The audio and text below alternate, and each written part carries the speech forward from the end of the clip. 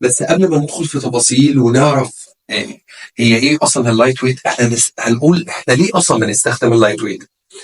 انت النهارده قدامك حاجه من الاثنين، انت اولا احنا هنستعملها علشان نشكل بيها الميول اللي بتبقى موجوده في الروف، او الميول اللي بتبقى موجوده في البلازا، خصوصا لو عندنا اعمال تشغيل هتكون في البلازا.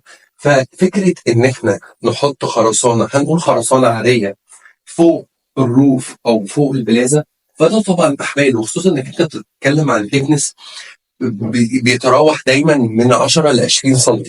فطبعا ده كله تكلفه تعتبر، او هيفرق معانا جدا في الاستراكشر نفسه، تسليح وحجم البلاطه اللي هي اساسا هتشيل البلاطه دي فوقها، وكاننا بنشيل بلاطه فوق بلاطه.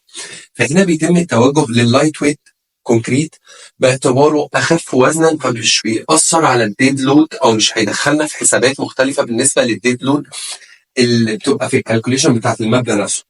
فاللايت ويت احنا كده عرفنا ان احنا استخدامها او الفانكشن الرئيسيه بتاعتها ان احنا بنشكل بيها ميول، زائد ان هي ممتازه جدا جدا جدا في اعمال العزل الحراري.